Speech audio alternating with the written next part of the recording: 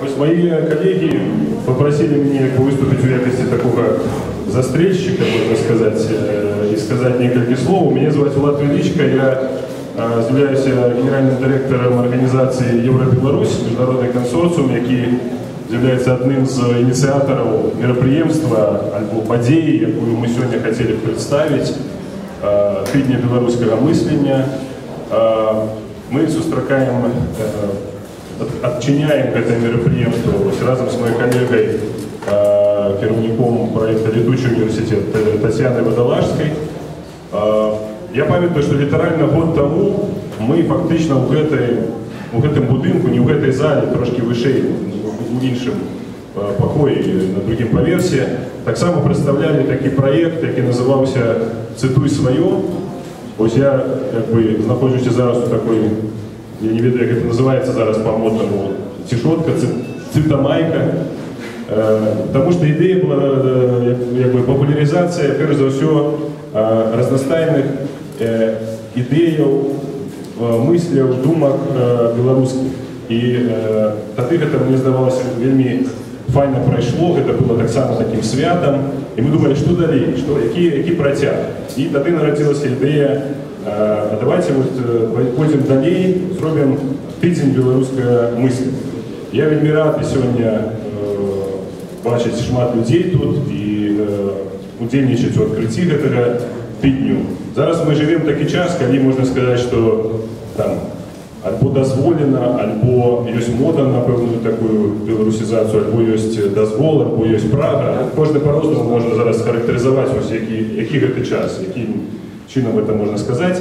І з іншага боку, для нас вельмі важна таксама, што адбываюцца разнастайныя фестывалі, што больш увагі да беларускай культуры, але таксама важна больш увагі да беларускай думкі, таму што, в прынцыпе, Беларусь станецца і будзе развівацца як краіна, перш за ўсё, калі яна будзе думаць пра сябе, думаць пра свет, пра глобальнасць, пра сваё месца ў гэтым свеце.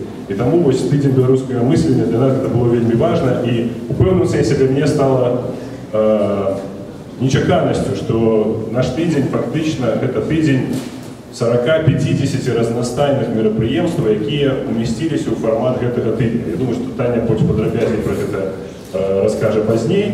А зараз я яшчэ падумаў, што здарылася за гэты год паміж гэтымі майкамі, цішоткамі і сённяшнім днём. Я разумею, што шмат чаго здарылася, але таксама што немагчыма ігнараваць, што немагчыма не заўважыць, у Беларусі здарыўся таксама Нобелевскі лаўрэат. І гэта немагчыма таксама забыцца на гэта, і, канешне, гэта вельмі важная падзея для краіны. Светлана Алексеевич атрымала Нобелевскую прэмію. І гэта таксама, дарэчы, пра слова, пра думку. І я спадзяюся, што вось такі тренд, такая тэндэнцыя, яна працягнецца. І што для нас вельмі важна, гэта не толькі справа інтэлектуалаў, справа літаратараў, справа тых, хто вносіць такі ўнёсак у гэтай працы. Гэта справа, в прынцыпе, ўсяго беларускага народа, беларускіх грамадзянаў. Гэта патрэбна ўсім. Я ведаю, што звычайна ўзнікае такая вось пытанне, ці гэта толькі вось для нейкага кола людзей, якія высокаадукаваны, высокаінтэлектуальныя. Не, гэта для ўсіх нас, для ўсёй краіны. Таму я яшчэ раз усіх вітаю на гэтай імпрэзе і хочу пажадаць і прыемнага вечара, і таксама прыемнага тыдня. И хочу передать слово Татьяне. Я вельмі ўсцешана тым, што бачу тут так шмат людзей, і, правда, вельмі ўзрушана тым, хто тут прысутнічае, бо шмат гадоў таму я нават могла сабе уявіць, што я разам з гэтымі людзьмі буду у адной прасторы знаходзіцца і нават распачынаць гэты тыдзень. Ведаеце, вось гэтыя тры слова, тыдзень беларускага мыслення, я ведаю, яны выклікаюць вельмі шмат пытанняў, яны нават правакатыўныя, там усё незразумела, і асобныя словы, і словаспалучэнні. І, можа, першае, што незразумела, гэта спроба неяк укласці мысленне ў час, прастору, звесці да тыдня, да года. Але гэта не памылка, гэта не выпадковасць, гэта такая адмысловая рэч, бо нават гэтая форма такая не вельмі прыдатная, здаецца, для мыслення, гэта такое масавая, даволі папулярная падзея і тое, пра што казаў Влад, тое, што мы рабілі цягам году, гэта такая спроба выйсці на шырокае кола і вывесці на шырокае кола тое, што, здаецца, патрабуе інтымнасці, цішыні, нейкага паглыблення. Але гэта таксама частка нашай працы, той праграмы, у якой мы працуем, праграмы культурнай палітыкі, у якой ёсць вельмі шмат узгадаванняў, і вось гэта спроба выйсці ў шырокую плынь, гэта я б назвала справай інтэлектуальнай экалогіі.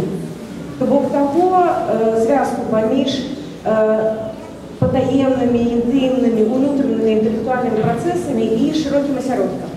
Культурай, інстытуцыямі, якія неабходныя для таго, каб мысляру, думкі, ідэі існаваць, квітнець і гэтак далей. І цягам года мы спрабавалі вывесці наверх ідэі, знайсці сябе ў гэтых ідэях, зразумець сябе. І сёння вось такая пачатак гэтага клічніка такого напрыканцы года. І я вельмі рада, што мы адкрываем гэтую выставу. Для мяне асабіста яна вельмі важная. Гэта такая мара ў некалькіх гадоў прадставіць той наробак, той здабытак беларускага мыслення, які ёсць. І, можа, галоўнае ў гэтым – гэта пераемнасць. Галоўнае тое, што для мяне асабіста характарызуе гэтую выставу, гэтую падзею, гэта магчымасць пераемнасці. Хаця, звычайна кажуць, што мысленне гэта не згода, гэта крытыка, гэта пэўнае аспрэчванне. Але гэта яшчэ і тое, што перадаецца з рук у рукі. Жывое, ідэя, этас, не толькі сама думка, але і клопат пра тое, каб гэта было. І вось сёння мы маем магчымасць бачыць не толькі артефакты, якія тут стаяць уздоўж сцены, пра якіх можна глядзець, аналізаваць, узгадваць, але і маем магчымасць сустрэцца ў гэтай прасторы з персонамі, ідэямі, якія выбудоўваюць наш свет. І я вас віншую з магчымасцю гэтай сустрэчы і спадзяюся, што гэтая сустрэча працягнецца і будзе нас уцягваць, і ўвесь тыдзень мы ўсё глыбей і глыбей будем якраз сустракацца адзін з адным і з думкай. І я з радасцю перадаю слова чалавеку, якога, напэўна, сустрэла гадоў 10 таму, і таксама так думала, боже, няўжо я калі-небудзь буду знаёмая з Валентином Лукудовичем, а сёння я яму з радасцю перадаю гэты мікрафон, каб ён распачаў нашу выставу і гэтую падзею.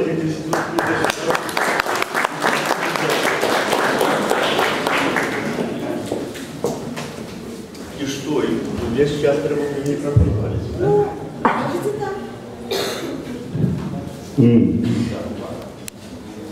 Я Валентин Лукудович, и мне доручили вести нашу импрезу. Справа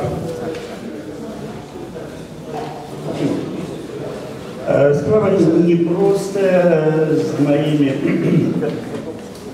не лишними такими сдольностями, тем более, что на початок я хотел бы все-таки невеличкое вступное слово зробить относно агульного контексту вот этой подеи. Сегодня ночью мне спадарня Марина Штракова написала лист, запрошаючи на заключную встречу 25-го вот тут, увечері, присвяченную виникам типу русского мислення. Я стомленно сам себе посміхнувся, ще не поспели почать, а уже треба думать про завершение. Раз успели, я щиро признаюсь, мне не надо турбует выник этот тип. То есть, конечно, мне хочется, как все было хорошо, прекрасно и так далее. А меня турбует зовсім інше. Мене турбує усерйоз питання. Ці год білоруського мислення, які концуються тільки білоруського мислення, здарився тільки тому, що у нас є летучий університет, а в летучем университете есть Тетяна Водолазская.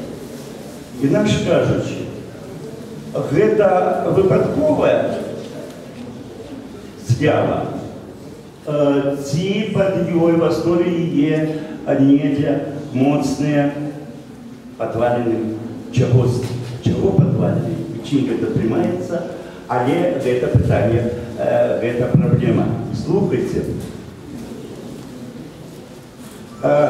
ни в Литве, ни в Латвии, ни в Польше, ни в Эстонии, ни на Украине, ни у России, я не кажу про большой контекст, никто николи нават не думал про то, как означать и святковать уласное мысление.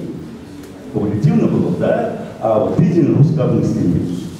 Чуть не а между іншим, титільне литовське мислення, це так само. Не надо. Так ось, чому менавіта ми, менавіта белорусы,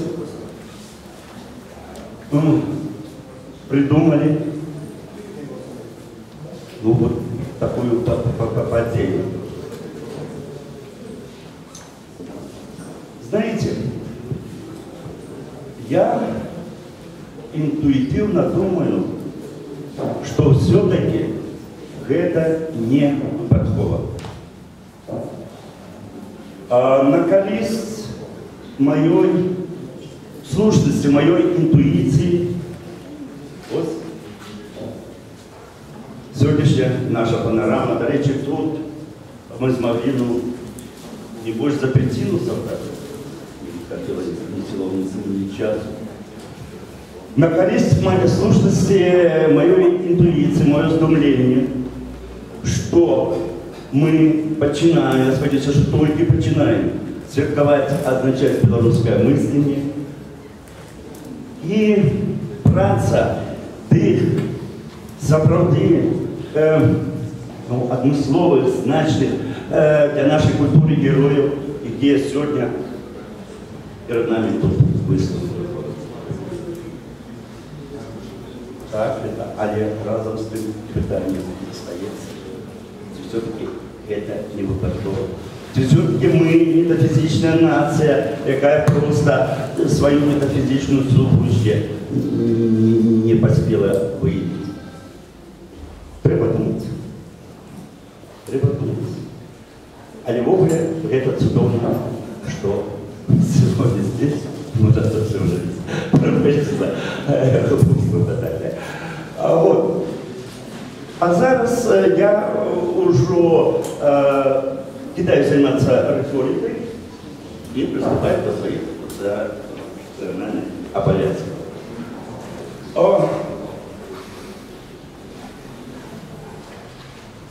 Колись в 90-м году мне потрапил у руки часопис «Уния». Я был невероятно уражен. И не тому, что это был первый часопис, який був зроблений поза дозволом влади. Видите, такая диссидентская буфанада уже тогда, в 90-е годы, уже никого не уражала. Меня могутно уразило, что там была совсем іншая белорусская мова, совсем іншая белорусская религийность, совсем інший тип мислярства. Зробила гэты цуд, тады ще молодой человек, Ирина Дубинецкая со своими поплечниками. Тому яна і розпочинає наше сумов'я з подарення Ірина. Я вот зараз возьму в руку вашу унию и попрошу вас повести. И расповесьте. Нет, я вас хочу. И расповесьте. Знаете, я питание не буду задавать. Учей за все, конечно, тримаюся усім остальным, да? А вот поданию Ирину запитаюся, потому что первое скажите, вот я у той ситуации, ну, еще тотальной несвободы, вы успелись на этой часе, а речь не в объеме, что ну, подвело до этого. И еще раз повторюсь, не просто часовости, это новая инша мова, новая инша мышление, новая инша религийность. Да? Я был невероятно ураженный, и я застаюся под тем уражением уже шмашма. Вот. Старейший, я же не представил. Елена Дубинецкая, уникальная з'ява у нашей гуманистики, доктор философии и доктор сакральной теологии, академичный директор белорусского коллегиума. Я маю гонор с ею працаваць. Больше за то, знаете, что мы с Юлей в одной байдарке плавали по реках Озера.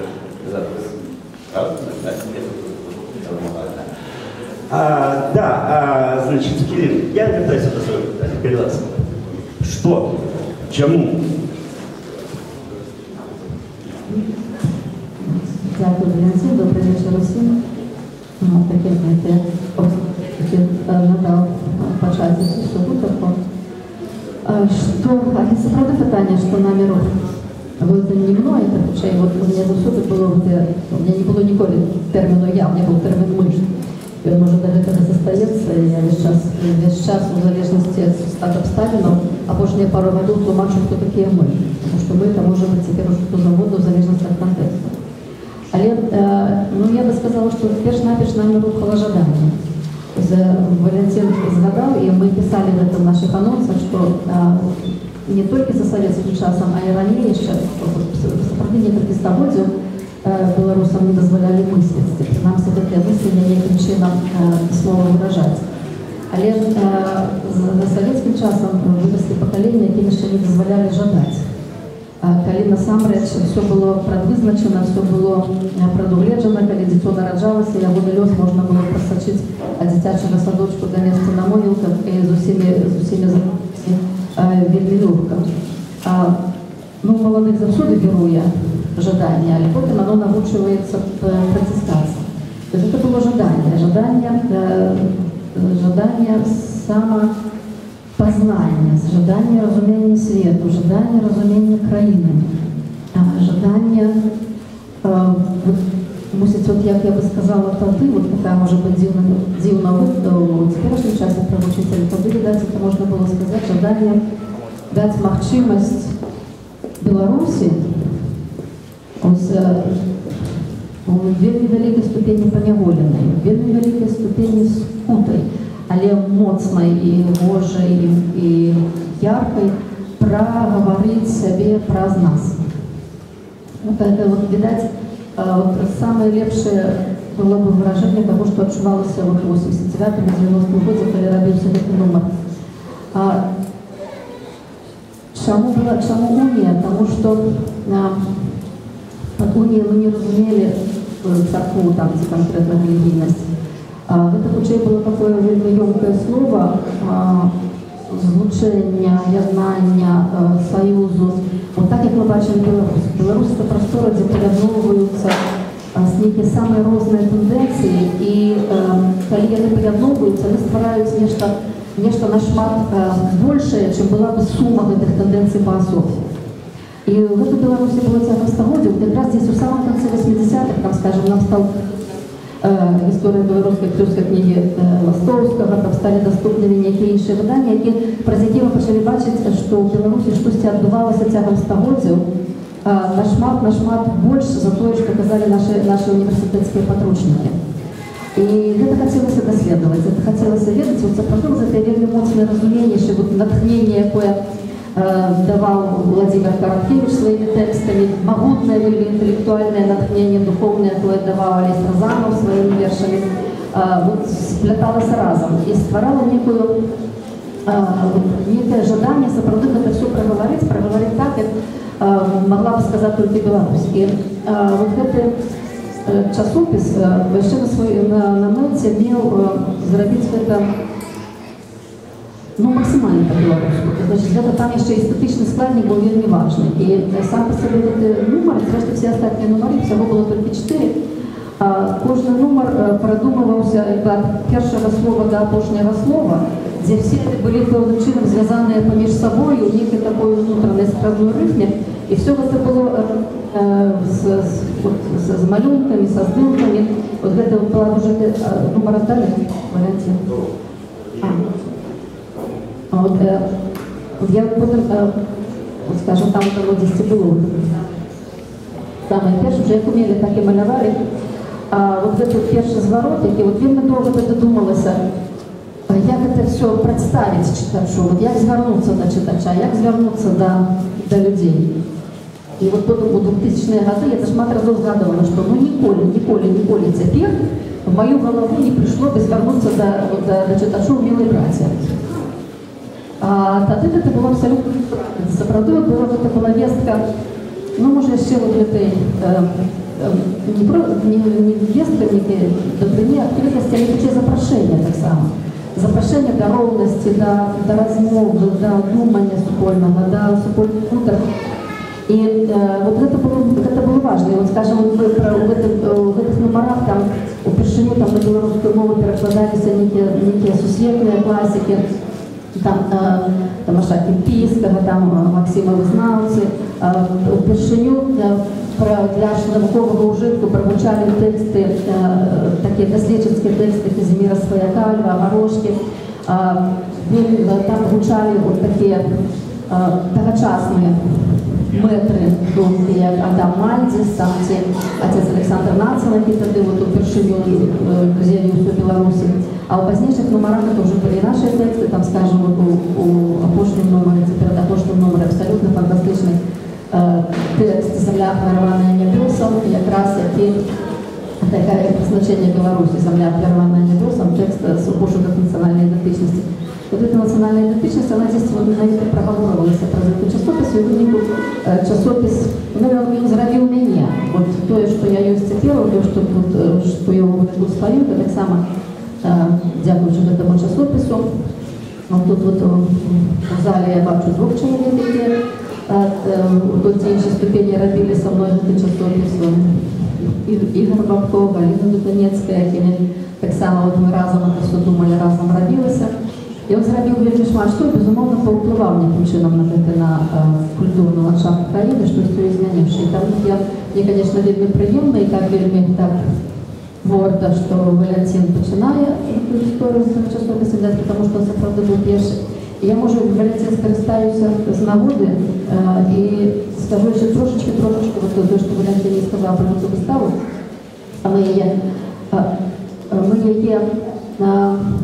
Я вот полечила с Валентином опошние прикладно 250 годинов без терапевта я робили.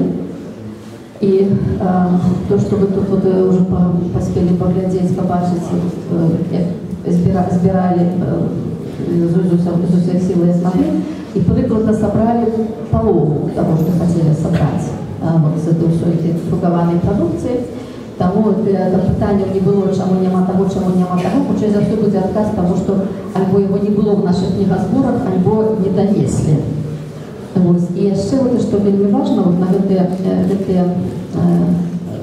два слупы, эти 2 колонны, столпы, на их написанные имена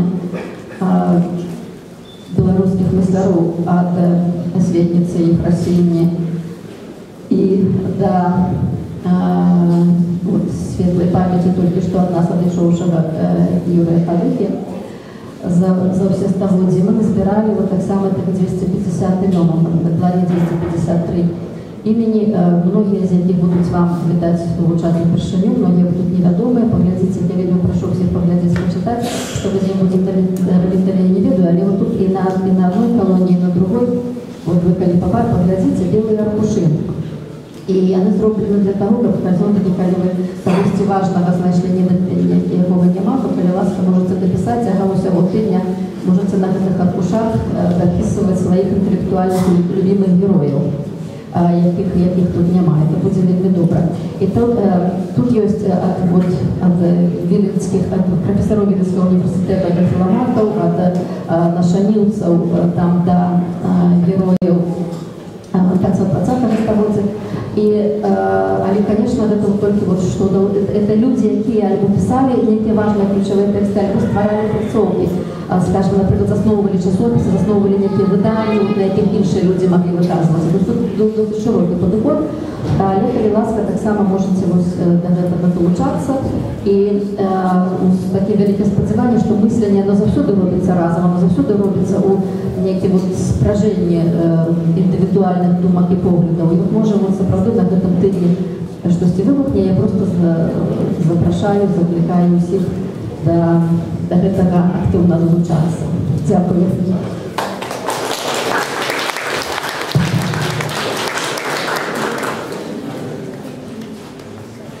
Пока я не буду казать, Теплаву я с Сергеем Дубовцом наблюдать, это будет выглядеть смешновато, а Сергей Дубовец фигура очень ниша амплуа.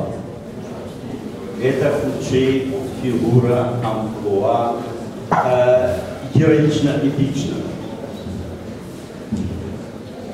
Надзвичай серьезного и значимого амплуа.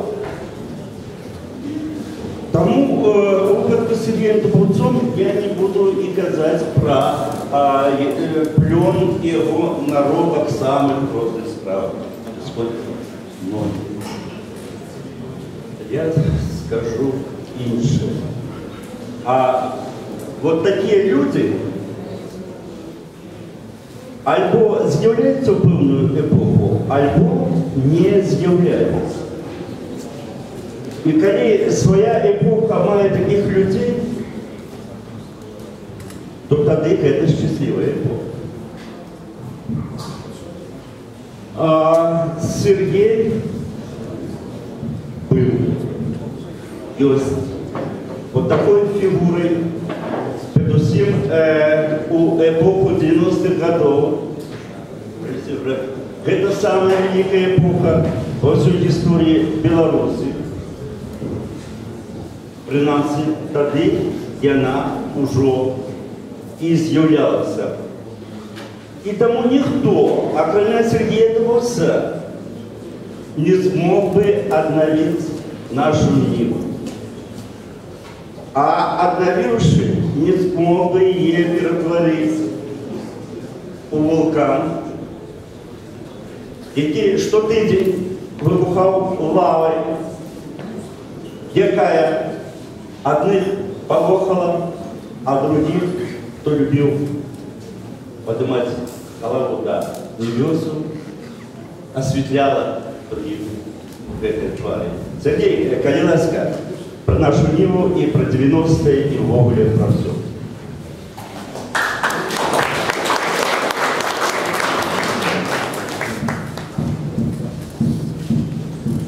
Добрый вечер. Как сказали в одном герое одного американского фильма, столько патоки, что лекари не смогут сделать вскрытие.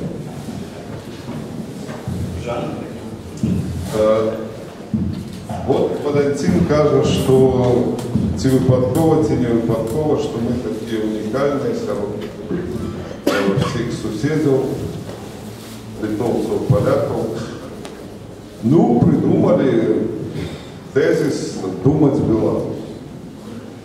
Конкретно Матвеевич. Уявіть собі, як який-нибудь латиш пропонував думати Латвію нереально, потому что тут думать? Родить треба. Вот. Ці Было такое литературное об'єднання молоді тутейшее, и у манифесте тутейших была такая теза на полном серьезе, что Беларусь — это творчество. Ну вот уявить себе, как поляки сказали, что Польша — это творчество. Да и как же это творчество? Країна робить треба Польщу, а не творчеством займаться. И так во всем, за что не возьмися у Беларусчине. Коли человек приходит до своей культуры, преподая раптом, ему открываются просто невероятные там планиды и все на свете, что это такое, там, от уникального фольклора до природы своей краины, зерне поешь, мы начинаем, заместо того, как робить саму эту краину, мы начинаем думать, заниматься творчеством и так далее. Добра гэта ці дрэнна, я, шчыра кажучы, не ведаю. Я бачу, што гэта, а зусім проста я б это назваў адрозненне ад іншых дзяржаў вакол нас, я б это назваў нелінейным мысленнем, што ішло заўсёды на шкоду беларускаму нацыяналізму, але разом з тым рабіла нас унікальнымі і інтэлектуальна, культурна багатымі. Мы вельмі цікавая нацыя, в этом сэнсе шмат чого досягнули. І я там украинскому коллегу письменнику кажу, что нам с лишений Нобелевской литературы не попрокать вас тым не выпадая. Ну, посмеялись вядома, але факт есть факт. Это ничего выпадкового нема. И вот это нелинейное мышление, оно идет, на мою думку, с часов Великого князства Литовского. Вы цудовно ведаете, какие были отношения до разных моваў, религий, наций, расов у Великим князстве Литовским. Может быть, для этого оно врешті потерпело от своих линейных суседей. Вот. То самое было на початку стагоддзя у Нашанівському асяроддзі, так мы его называем, это асяроддзе, з якого выросла ідея незалежности Беларуси, але яна ж так само не такая была идея незалежности Беларуси, якую мы маем. Это была в 1915 году идея Віленської конфедерации разом с литовцами и всеми народами, які населяли былое Великое княство Литовское, с идеологией краевости. Ну, вот этой самой шматкультурности, толеранции и думания Беларуси, думания Великого княства Литовского, творчости и так далее. Пасля литовцы бац в 18 году старают тарифу, обвещают Литву и все. Вы свободны, были перемовы, были домовленности с литовцами про то, что мы робим одну простору, одну культуру, одну краину. Давайте. Не пошли вот этим линейным шляхом. Наши показали, что можем и мы линейным шляхом. Сели и Луцкевич и Тягник приехали в Минск, тут тысячный съезд заседал, уживали идею, а как же нам без России? Вы автономию пропонуете от России. Там один промовца был, он так уразился автономией от России, что стратил притомность на трибуне просто. Я вот так у стенограмме и написано, стратил притомность в этом месте. Проезжают Луцкевич и говорят, ребята, незалежность, только. Все подумали, а что можно? і обвястили незалежність. І як би там пасля це не складалося, ми ведаємо, як складалося, що ПНР зробила, що в шок КПССР і так далі, ну, так чи інакше Білорусь стала державою. Але хотілося то більше. Могли линейно робить, мыслить и у конце 80-х, когда эстонцы Народный фронт обвестили. Давайте мы обвестим, взяли обвестили. Створили ПНФ, створили фракцию в парламенте, обвестили незалежность, так само сидела зала коммунистов и думали, а что, можно? Можно. Взяли и сделали. Але разом з тим, вот этот линейный характер, он не уластивый белорусской сутности, белорусскому лесу, белорусскому менталитету, який завжди тримався на шмат культурності, на нелінійним мисленні. Ось чому, як тільки ми починаємо робити білоруську справу, ми починаємо думати і творити. Дякую. Дякую.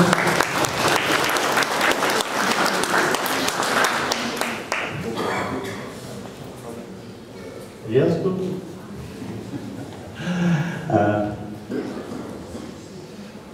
Знаете, зараз я представлю головного теоретика. Самий цікавий конструкції нашого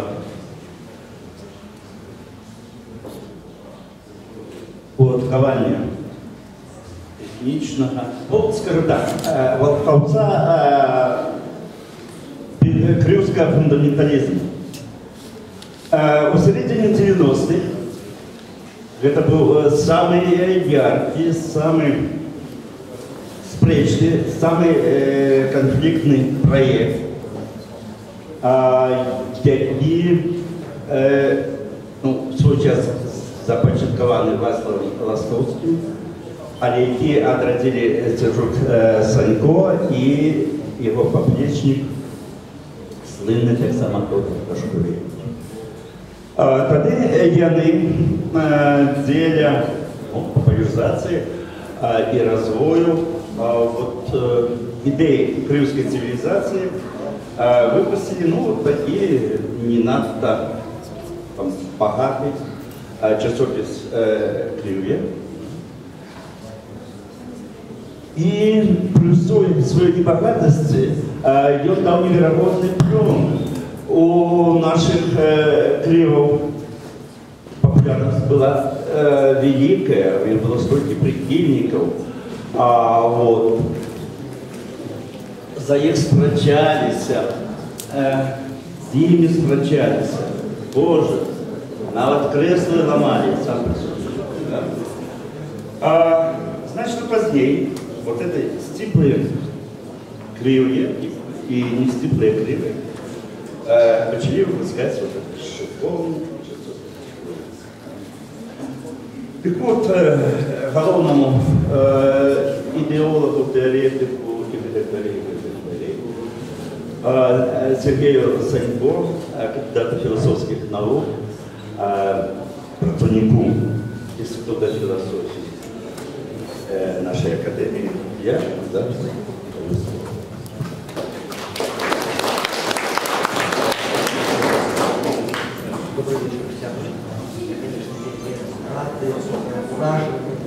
І дисконце удячний Тетяні Водолазькій, яка наважилася зробити таку подію, протягуючи лінію задачу Петром Валентином. Скажу, что с Татьяной плавали в одной байдарце, и в той момент она была такая пригожая, молодая, вместительная, тихая женщина. А зараз вся її енергія, яка імпрезу за імпрезою, так сказати, організує. Недавно ми спілкувалися на презентації коду присутності. Зараз ми на такій школі виставі, яка оживляє в пам'яті, звісно, шмат що з того, що було. не толькі ў 90-е, потому што адтуль как бы растуць вушы беларускай спеўнай майстроўні. Ну, з тых праектаў, якія потым распачалі самастойнае існаванне. Што датычыць нашага праекту?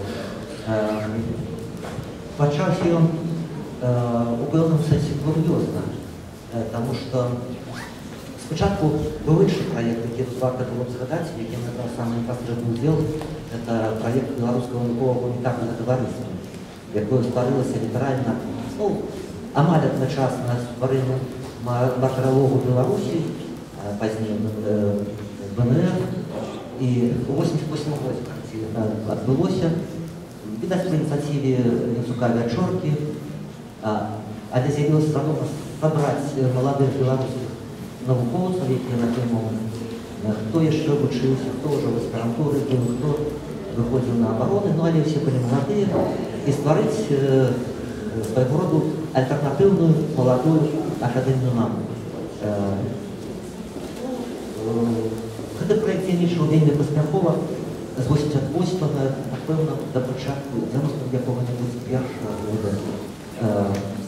Праводзіліся рэгулярна заслаўскія чытанні, і з выданняў, якія ўдалося тады выдаць, саматугам і за свой кошт прадстаўлены гэта невялічкі альманах «Веда» і тэзісы першых заслаўскіх чытанняў.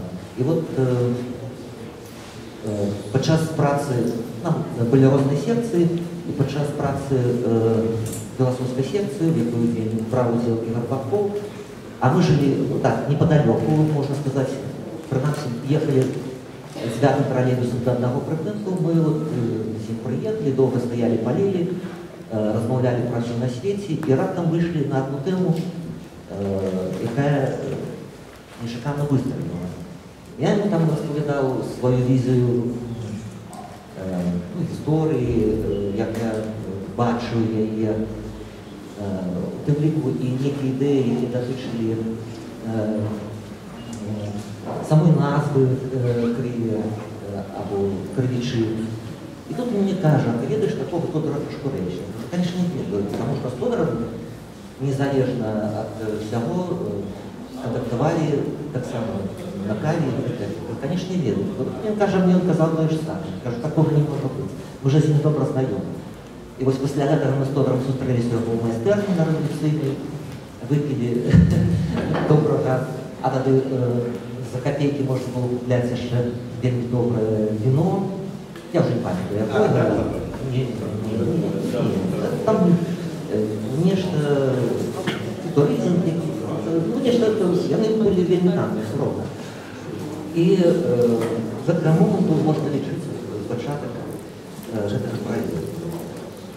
Ну, паколькі самому праекту прысвечаны будзе цэлы асобны семінар, я не буду зусім уже захапляцца ў дэталі.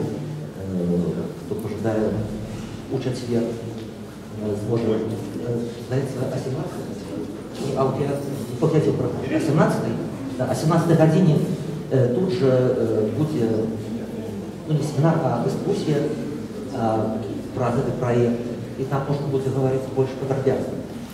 Просто хотел бы уже протянуть. Да, мы провели 3 конференції, буйної наукової конференції, в яких спробували реабілітувати певні репресовані теми у нашій історії. Перша і саме головна тема, ці проблеми, це проблема білоруського етногенезу. У 93-му році, якби з нагоди 20-х угодків, заборони відомої конференції 73-го року, коли конференція була з ініціативи ЦК КПБ, по сути, разогнанные, а амаль весь наклад выдаденных материалов этой конференции пущены под нож, заховавши у приватных коллекций, як рэжбет. Вот у адзнаку гэтай падзеі в 93-м годзе мы собрали вялікую конференцию, даволі вялікую конференцию з удзелам даволі вядомых навукоўцаў з России, Польши, Украины, Литвы, Латвии, ну, Беларусі, зразумела. Яшчэ праз 2 гады мы правялі другую канферэнцыю. Да, першая называлася «Балты і агнявіны з Беларусі». Гэтая тэма была рэпрэсаваная, і нам удалося гэтую тэму легітымізаваць. Пасля гэтага і ў дысертацыях наших навукоўцаў, і ў публікацыях эта тэма абсолютно спакойна стала абмяркоўвацца, без надрываў і нейкіх там страхаў. Другая конференция была посвящена проблемам узнавления светопоглядных подвалинов церкву Балтийского региона. Церкву Балтийской модель исследования называлась, так само шмат навукоўцаў. И третья конференция, только вот материалы не представлены. Беларусь в состоянии трансевропейских сувязей до 1997 года, это уже совместно с Институтом истории. Таким чином удалося пэўным чынам увесці у беларускае інтэлектуальнае поле цэлы шэраг ідэй, тэм, многія з якіх потым станавіліся тэмамі дысертацыі, развіваліся ў монографіях, нават без спасылак на крылью, мы на гэта не крытуем, потому что и задача покрыли як такой виртуальной супольности. Крылья николи не была зарегистрированной супой. Это даже принциповая позиция. Когда мы с Тодором еще обмерковывали за этой пляжкой вина, что и як робить, в принципе, было для нас зразумело, что мы не можем просить некую державу позволять нам денежки и денежки. Держава может у нас попытаться правильно, она там смеется, неправильно. Это такие максималисты. Кому мы коли принципово ничего, Центр космологии крылья, коли не регистрировался, а лет не меньше. Да, ну и, конечно, с добытком тех годов, початку 90-х, это были регулярно денежные семинары. Раз на 2 тижні збиралися всі зацікавлені у просвітленні зйомних глянь, белорусской истории, мифологии, истории религии. Довольно плённо працавали. Много людей збиралось. В пэўным сэнсе вынікам, частковым вынікам, але ўжо ўдалося пазней паўсталось Явор, гэта сталося выданне спачатку там беларуская міфалогія, это больше выходзіла, а потым міфалогія Беларусі. Зараз, наколькі я ведаю, будзе яшчэ ілюстраваная версія апошняга выдання. Пераважная большасць тэм і удзельнікаў выдання.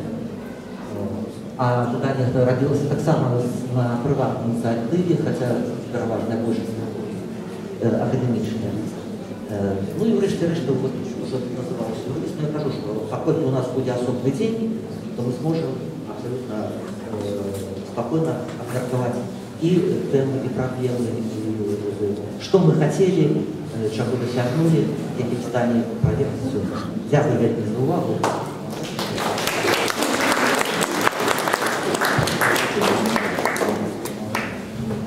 Владимир Некляева, усе дві. І хай не все ведаюць усё про яго.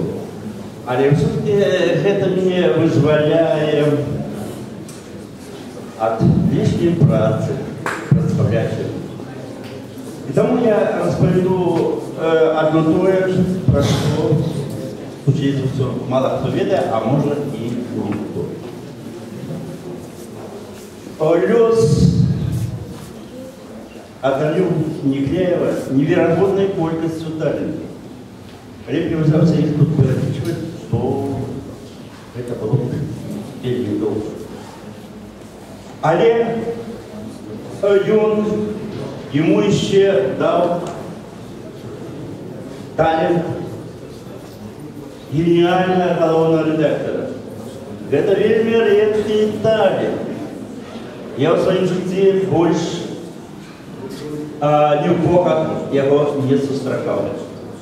Вы думаете, я займаюся лектам Сергея Святого Батка и развивателем? Нет. Хотя тут это нормально, абсолютно было у жанра. Наприкінці Совєтського Союзу Некляєв створив часопис «Криниця» у Мінську. Так ось, його наклад був 440 тисяч, ще плюс білоруський варіант 7 тисяч. Часопис «Криниця» Некляєвський читал весь Советский Союз от Камчатки до Бреста.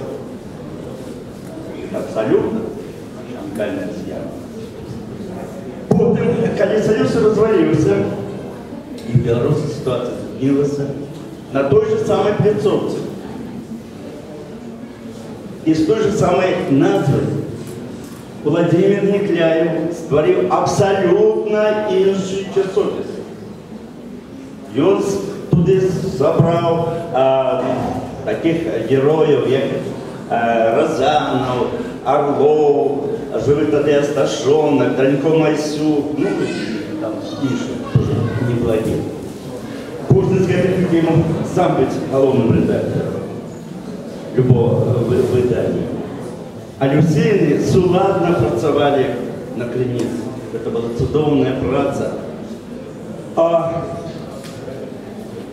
И вот этот часопис, ну, я сам не надо поглядный, был первым культурологичным часописом Беларуси. Хотя больше слушно его было бы назвать литературно-философским. Потому что за годы основания, там вышло за 60 номеров, тут перебывало столько философов, столько интеллектуалов, разумников, а я лично не упроще, чем другие номеры, я чем взял его, начинался с Ницше. Это самое. Вся плоть, я забыл сказать, плоть, скажем, той же нашей Нивы, что там заболеется, не казал, она была вся насыщена мыслями. Так вот, Криниця была абсолютно мысленной просторой, яка шмат год, ну, скажем так, робила вельми істотную справу, интеллектуальную справу, но, например, естественно, натурально, потому что у нас литература. Я, и не только я, уверен, что часопис «Криниця», вот это другая, это лепший часопис за всю историю белорусской периода. А вельмі шкада, что ён, ну, его влада все-таки ранее, чем пришла эра литвов, да? То есть его нема в виртуальной просторе, а по ходу библиотеки зараз уже никто не будет, что меньше и меньше ведают. И знаете, коллеги, это не про политику, Владимир Некляев был кандидатом в президенты. Я кричу к Садееву и кажу: Владимир Прокопович, ну, вот как-то надо бы облизывать Криницю. И он весело сказал: ну, знаешь, вот я перемогу, на наступный день отвалюем мою перемогу, мое президентство, да? А як выйду на працу, первое, что я зроблю, загадаю, ну, отповедным службам взять и отбивать кредит. На жаль, другого дня не было. И Криниця встречи не отбивала. А зараз перелазь.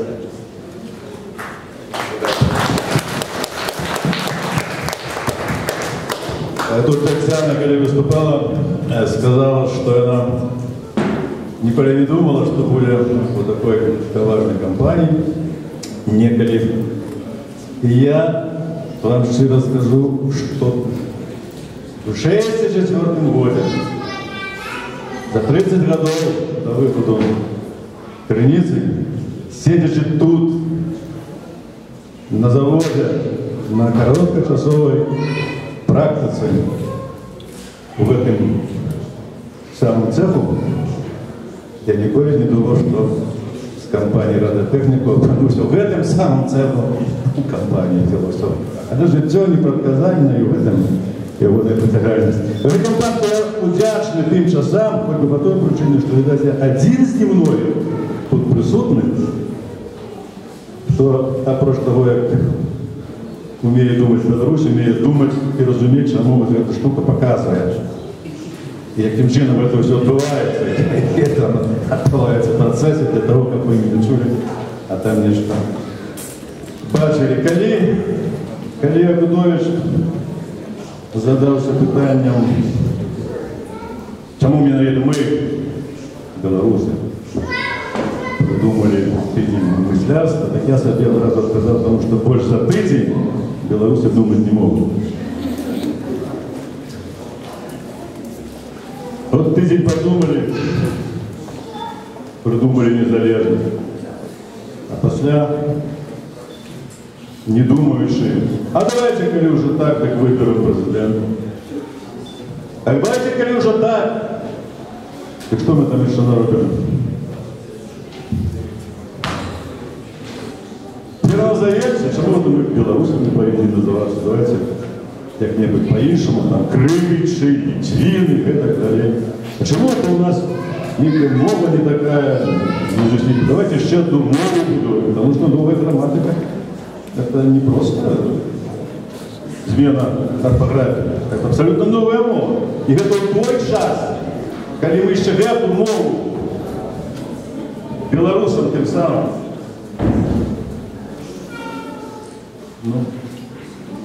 так что Платон мне друг, вот тут Платон. Истина, дорогой. Но тем не меньше, есть что есть. Це правди, цікавий був час. Не так просто было это переробить, потому что это не с нуля проект.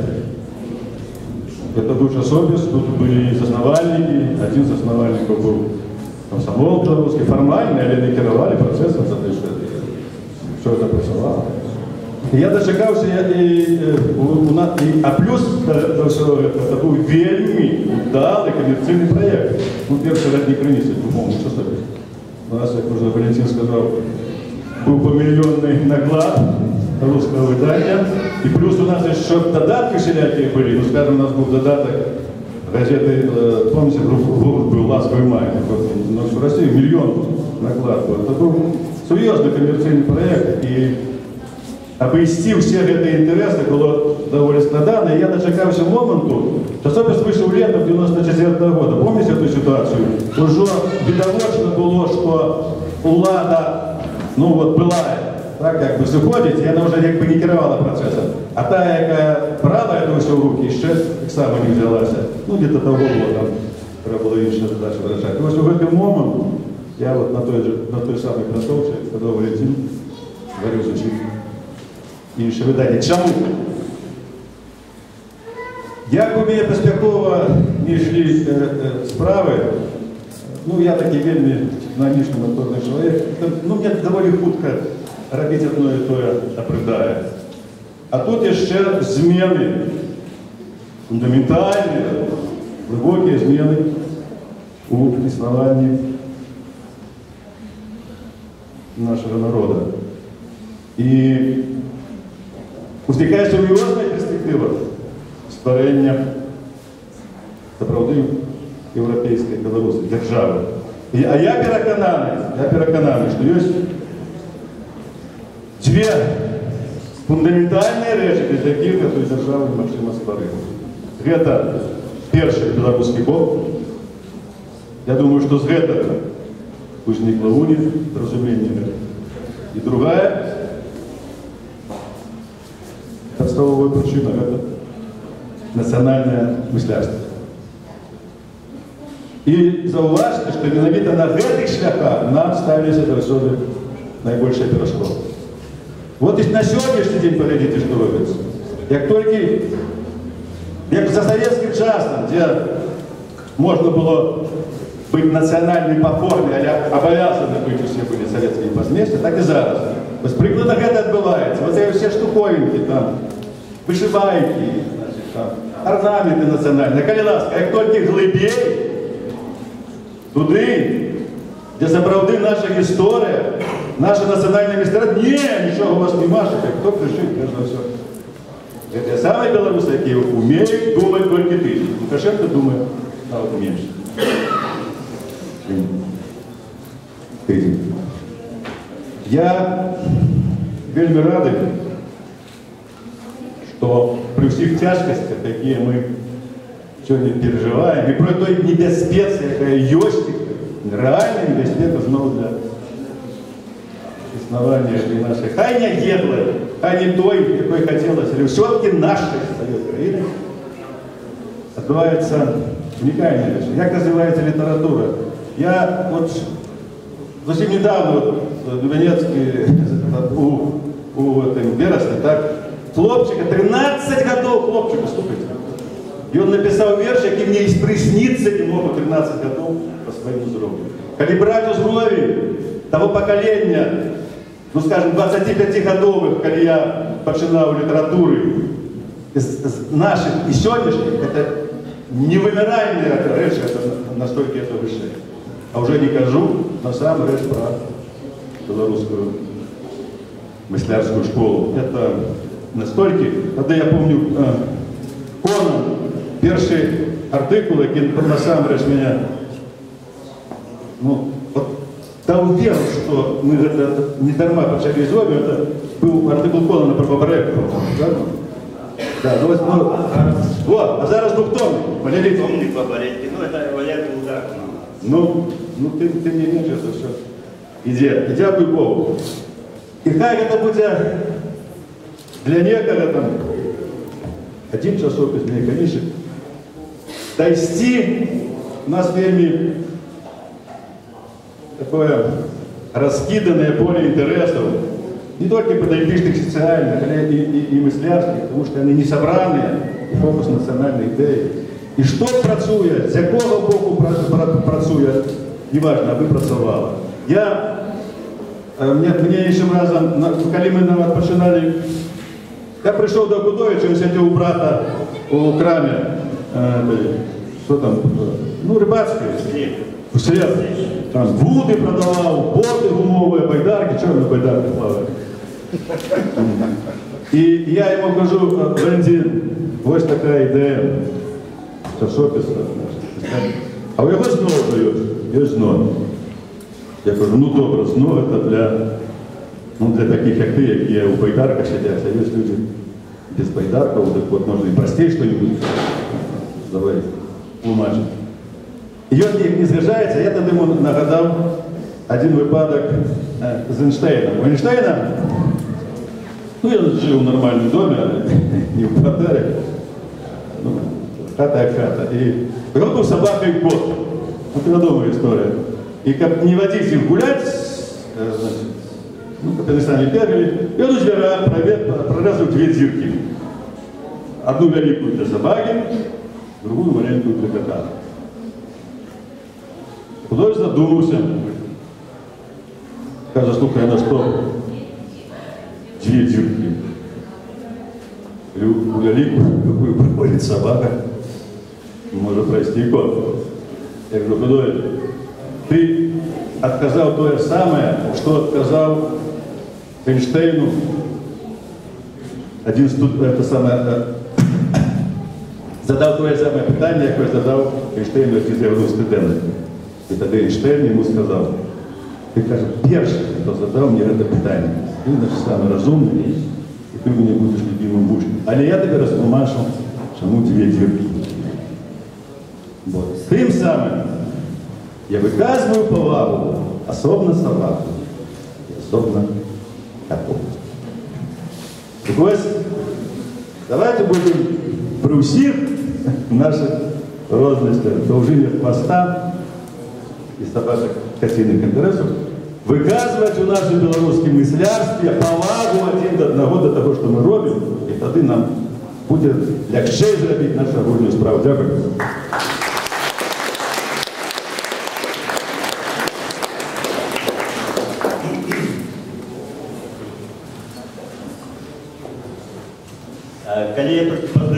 з Ігорем Бабковым. Калі мы толькі пазнаёміліся, ужо праз 15 хвілін недзе вырашылі, што беларусы без уласнай філасофіі, ну, а ніяк. А как философию не распачать, заспелись.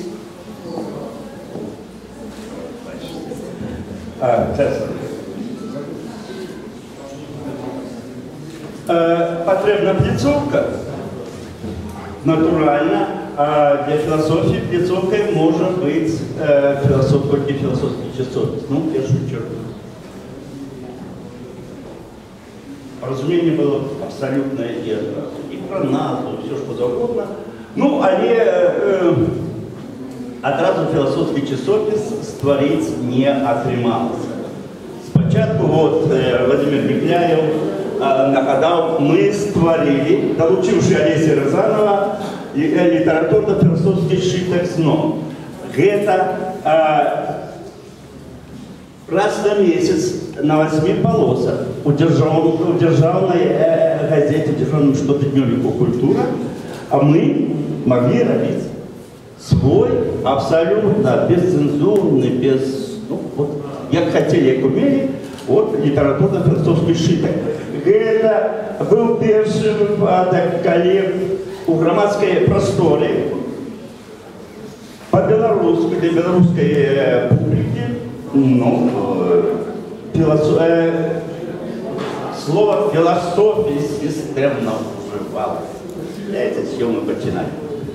А в некоторый год Игорь Бабков, когда я не помиляюсь, с допомогой Валерки Булгаковой, после его, скажем так, это цене, створил уже уласно философский часопис, фрагменты. И это была, безусловно, историчная подея. Это не жартики. Впервые в истории белорусского мысления з'явилось свое выдание.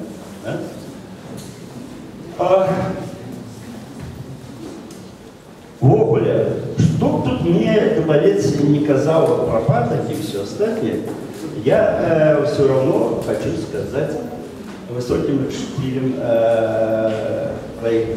Вот и в выпадку с Дубовцом, так и в выпадку с Бабковым,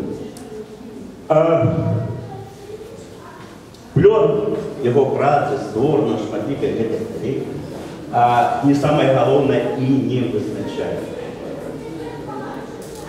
Игорь от природный лидер.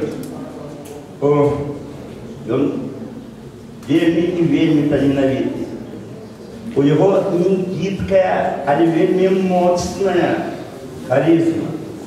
И он могутный магнит, який тримає вот дискурс в белорусском мысли, где мы створали разом и тем лику.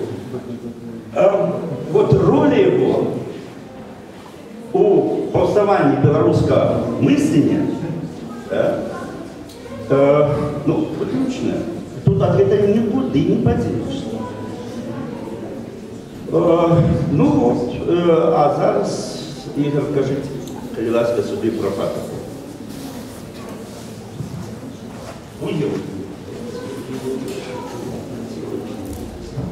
Если что-то мне пропоновали опошнюю каву, я уже так настроился, что буду тихенько стоять там в точку и пить. Мне теперь треба говорить про свою власную роль. Вот, когда говоришь про свою власную роль, завсёды отчуваешь себя крышечку идиотом. Вот. Ну и я просто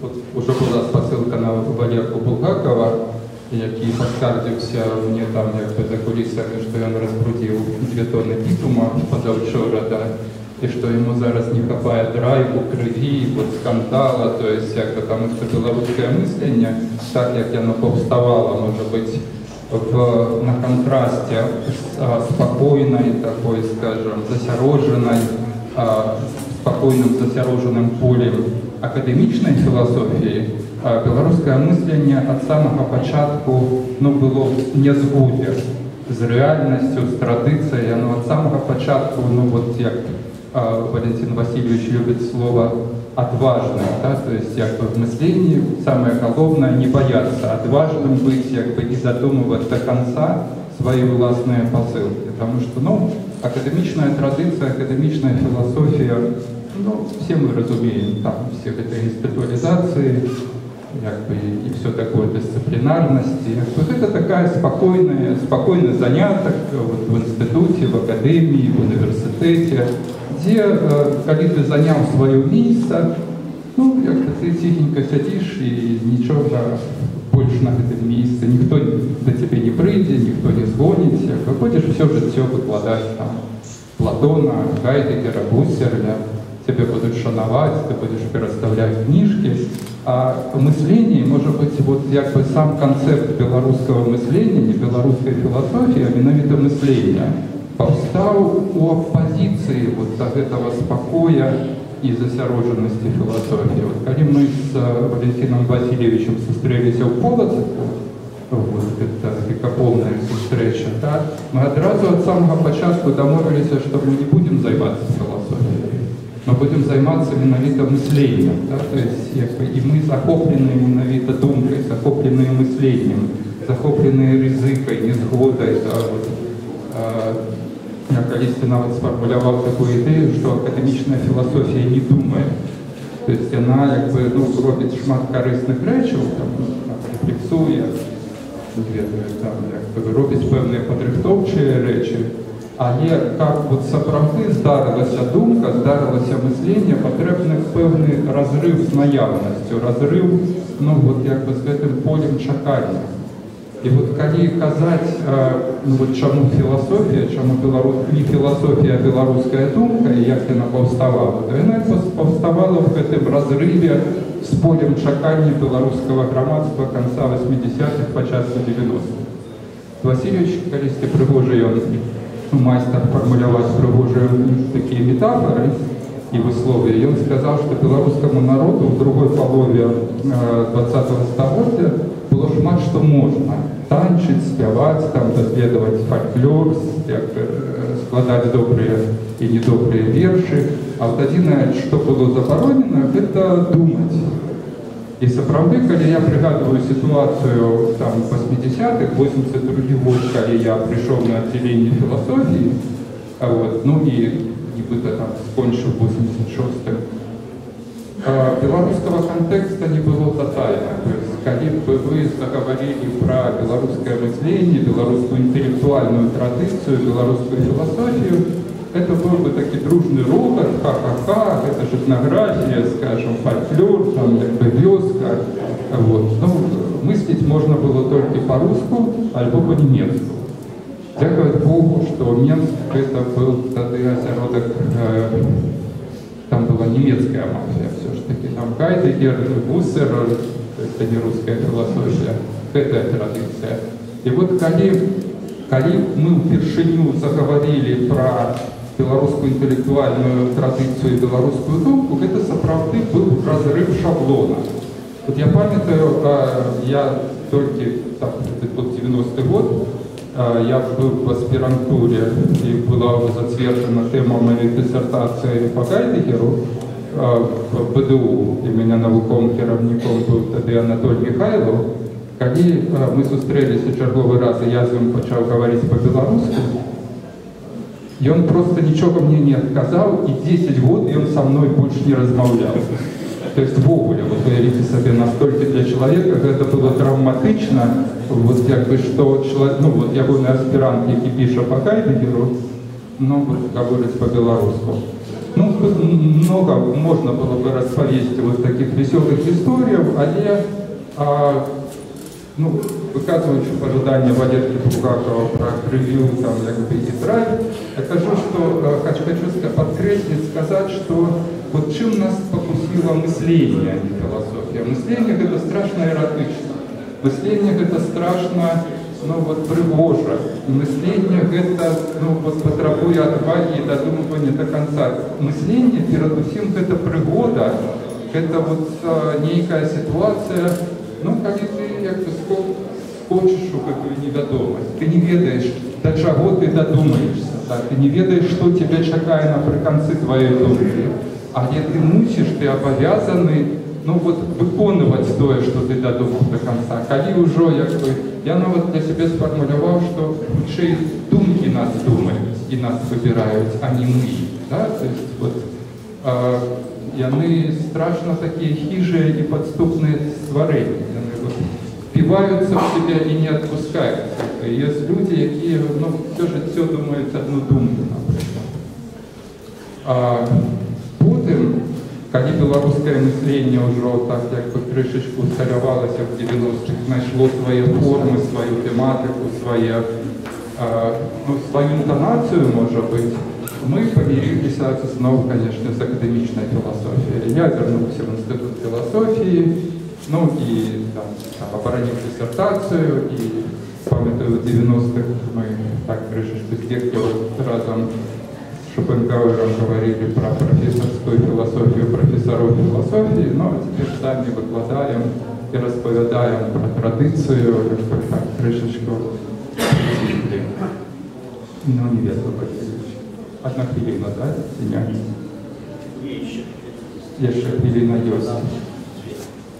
Ну и вот про канчатковый поспех белорусского мышления, я тут уже признался организаторам, чему белорусское мышление все-таки перемогло. А последние 10 год, может быть и 15, скорее, я там выкладывал в БДУ, вот, або працаваў в институте философии, весь час после таких импрезов до меня подходили там представники кафедры, або дирекции, ну и говорили, что вот ты ведаешь, когда ты в неформальных мероприятиях участвуешь, вот коли ласка, не пригадывай то, что ты там вот выкладаешь, там ці працуешь. А вот упершыню за вот это 15 год, вчера на меня страшно покрывжено наехали в моем родном институте, а я не за то, вот что я удельничаю в неформальном мероприятии, а за то, что их не запросили, и мы не пригадываем, ну и не говорим, что мы там працуем в институтах, выкладаем. То есть в этом смысле я думаю, что ну, вот, ситуация становится еще больше цікавой, чем она была в 90-х и в нулевых. То есть, максимум, в ближайшие 10-15 год, ну, мы будем говорить не только про белорусское мышление, а и про белорусскую философию, и про писать, выдавать книги, а может быть и фрагменты вернуться.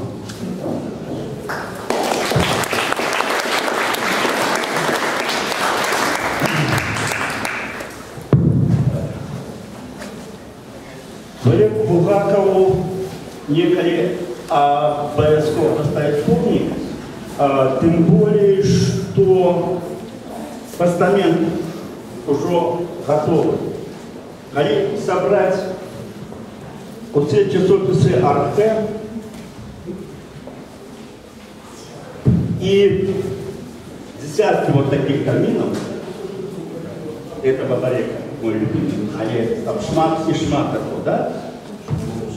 И выкласти гору, гора будет высокая, облить аккуратненько пыльнепробиваемым шклом, и можно ставить. А Валерка беспечно варты. Это я у житті не зустракав человека вот так отданного праці.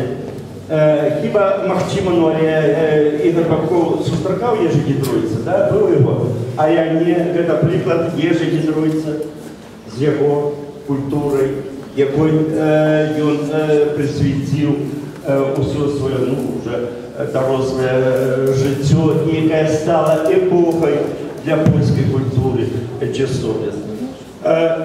Валер Булгаков зовсім вот битум возит, там что-то еще, выпуская вот такие томины, и зовсім ухиляется публичности, и про его мало пишут, мало говорят. Але тут, у його часописі «Архет», от тут ще вельми істотний один момент. Уласне кажучи, вони відпочкувалися від фрагментів, від цього іншого, попри молоді такі вовки разом з Деньком, їм хотілося робити свою справу. І вони вирішили самі. От хай Попко фрагменти робляться, а ми будемо робити свій часопис. І мені таке чувство, і мені було не важно часопис робити. Було важно, ми будемо робити, ми зробимо ліпше. І, в принципі, якраз коли всі старі проєкти почали виходити, от часопис «Архет» закумулював усю інтелектуальну енергію. Там друкувалися усі наші інтелектуали, філософи і просто розумники, в більшій іншій мірі. Ну і ввогуле, і він увів нові підходи у рецензуванні, у оцінках і так далі, тому подобне. Був вельми класний проєкт. Зараз часопис, ну, уже трохи не тое, акценти зроблені на видавецьку діяльність от таких камінів, да. Одна за одной, две, десятки. Зрешты, ну что, ничто не бывает весь час тем же, да? Мудрость не хитрая, але разом с тем. Вот другая полова 90-х, ну и 2000-х, конечно, это час интеллектуально Архет. Валер, коли ласка, пока вы еще не помните,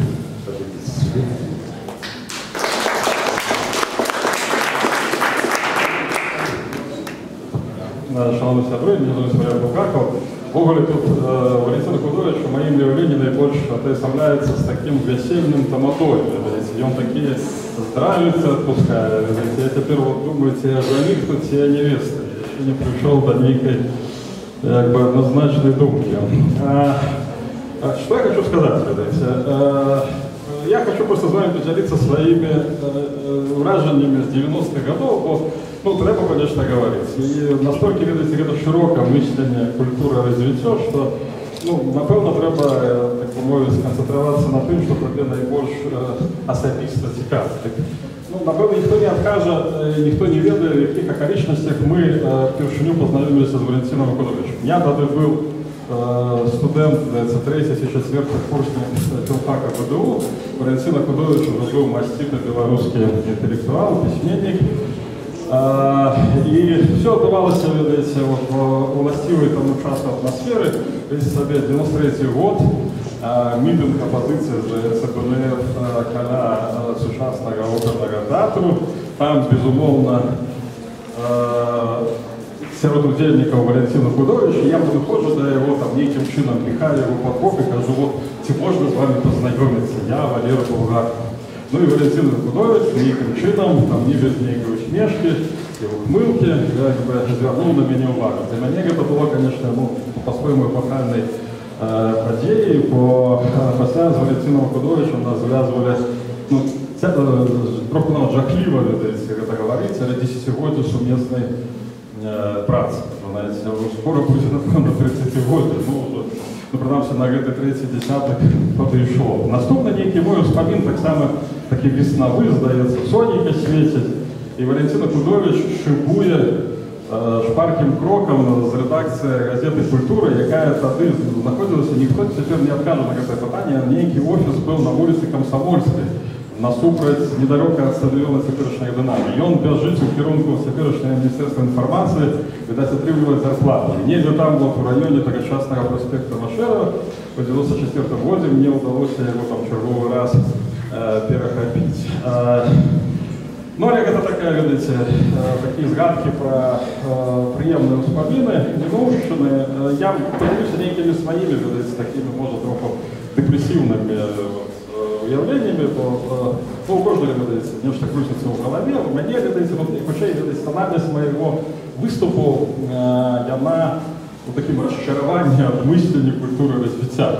Игорь Бабков сказал, что белорусское мысление за апошнія десятки годов, там, десятигоддзі живе і перемагає. Мне, просто не сказать, что диаметрально інше адчуванне, але нема ніякої такой дыялектычнай пэўнасці, што сапраўды гэтае мысленне живе и перемагае. Безумоўно, мы были сведками, одночасово удзельнікамі в этом, так сказать, уникальность нашей исторической миссии, певного поворота у житті нации держав.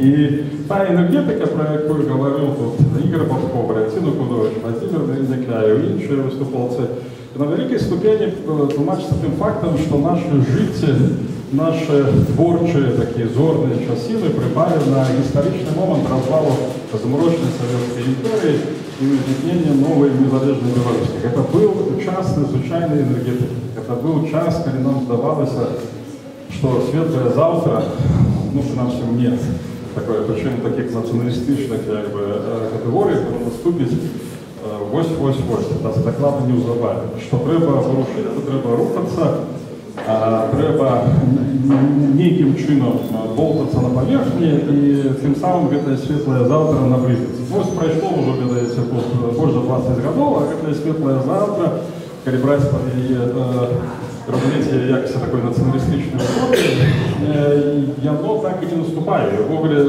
велике питання нагул стоїть, ці буде Білорусь некою білоруськомовною, такою націоналізованою країною, як Литва, Латвія, Україна, ці Польща. Ці все ж таки суджено статися просто другой такой російськомовною країною разом з Росією на території Усходнеевропейского региона. Тому мое послание, оно такое, видите, трошку, я хочу тут быть таким нонконформистом, оно такое трошку депрессивное, почему оно не правдивое, але принамсі передає моє внутреннее отчувание. И хочу так само признаться, что удельником вот того повороту у мыслення культуры развития, когда брать эти три слоганы, мы стали только с примусом, скажем, бо мы сапраўды тады у середине початку 90-х годов хотели не их творить. И, разумеется, моя основная была функция, она теперь в великой ступени застается, правда, вот господар Гудович, господар Бабков говорили, что я битум разгружаю, так, я вот этой ночью разгружил 2 тонны битума, за это 4,5 тысячи, освоил новые профессии, то моя основная функция была корректор. И меня так заводчено, вот жарко называли суперкорректор. Мы были такие камелеоны, готовые торговать, а выборки это было по-белорусски продукцию на самые разные темы. И вот эта наша здольность, просто огромная филологичная подрихтовка, она нам позволяла мимикрировать от Гайдегера до Шопенгауэра, Шопенгауэра про Фройда и кого-нибудь, вибачайте, Гусерля, да, попросту тему, наприклад, Валентин Окудович потрясал вот этим номером САК, а перед этим номером был номер, посвященный порнографии.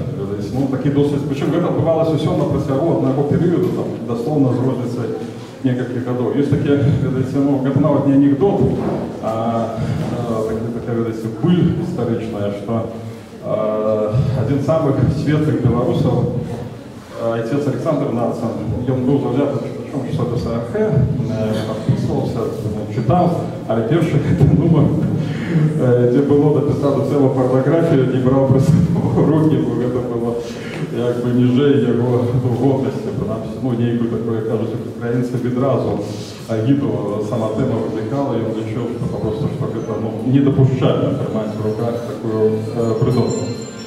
Тому мы были, видите, такие бойцы нового идеологичного фронту. По великим рахунку мы застались, а тут, до речі, таки Валентин Окудович стоял в полоне своих неких проявлений. Представляющий мне сказал, что, мовляв, я не публичная особа, не засвечиваюсь. Знаете, я хочу тут перед вами похвалиться, что я тут, видать, один, и кого белорусское телебачение показывало в разделе «Криминальная хроника», причем двойче, и причем один сюжет он назывался «Я книжная справа переросла в криминальную». Ты купишь уже больше пиар. Я привожу свое дитё в дитячий садок, и на меня выховательки пальцем показывают. Меня недавно показывали по телебачению. Я заходжу в свой подъезд, от меня люди шарахаются, бо я говорю, ну типа книжник, типа криминальник, типа, ну некий такие криминало-книжник. То пиар, видите, был самый такой, ну скажем,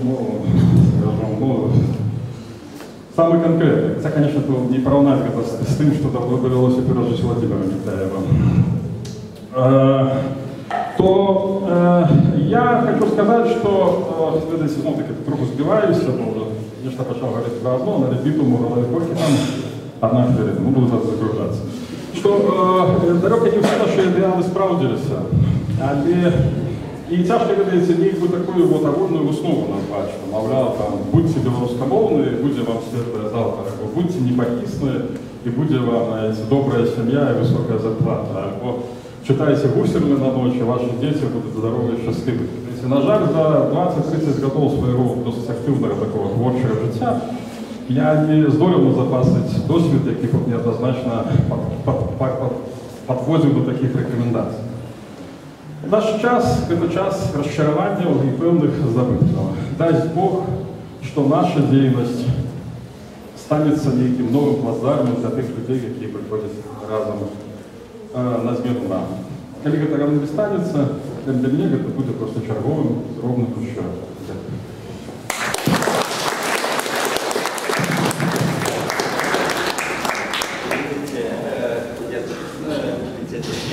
Одну ремарку, чего не было. Валера Тройчи сказал по Гусерля. Так вот, мне здається, я хотел вот тут его переклад Гусерля и прищепить. Я выбирал поміж Мишелем Фуко и Гусерлем. Ну, Мишель Фуко вернулся. А Гоголь, по-моему, вот как раз литература философскую шитку снова, а Валера, правда, подходит до нее, да? Я буду помнить первая публикация. Ну, а лишь и я рад на нем смысле.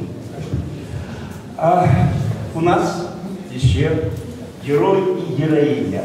Ну, хай пробачить те, кто опынулся, ну, Мацкевич пробачить, Демистица, господа Татьяна, просто логика, так как я вот, сюжет сформовал, вам выпало такое долгое чекание. Видите, у 90-х годах, особливо на початку, мы, вот про кого тут идея размова, ставились до того, что все это называется русским миром, коли не ворожа, то ну, настороженная книга. Магчыма, мне это тычется в меньшей ступени, ну, а в целом, не видите, там были и нас абсолютно не цікавило, что там у них есть, что они роблят. И тому про Татьяну Щитцову, про ее топос и Гоголя, про ее фигуру, я доверился, ну, досить поздно, потому что она належала вот до тих, да не наша. Але познайомившись із часописом, із самою господарною Тетяною, і особливо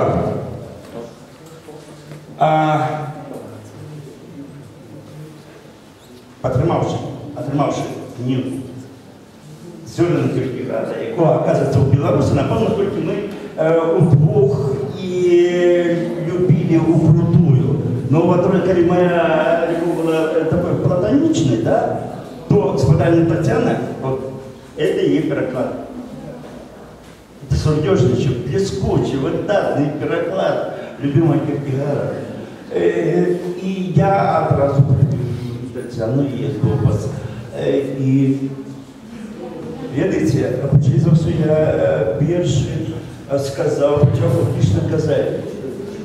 Пройде не шмат часу. І ми на ровах Тетяни Щитцової, і часопис є, ну і на головному редактору була, і є переклади, і є книги, залічив у контекст наше білоруське мислення як натурально своє. Хай собі паузу. Я тешуся, что уже не один год моя визия будучи специальной белорусской культуры справился. Мы уже давно знаем, а мы с Юлей. Итак, Татьяна Шевцова, доктор философских наук, профессор ГДУ, главный редактор часописа «Топос», який виходив сколько год? 16 год.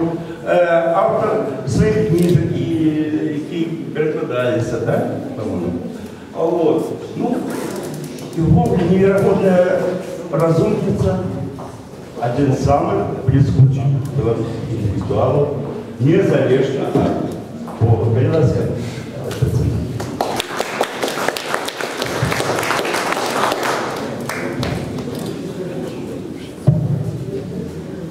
Добрый вечер. Валентин, большое спасибо. Я очень рада, что барьер между нашими и нашей легко будет преодолен благодаря Северной темке гор. Так, изящно. Одним щелчком. Перед тем, как сказать несколько слов о журнале «Топос», в первую очередь о нем я сегодня хотела говорить, я, конечно, не могу не отреагировать на выступление Игоря Бабкова и отдаю должное драматургии. Сознательно это было сделано или нет, слышите, Игорь меня извинит, но я просто хотела сказать, что для того, чтобы разделить или отделить мышление от философии, нужно исходить из очень специфического представления о философии.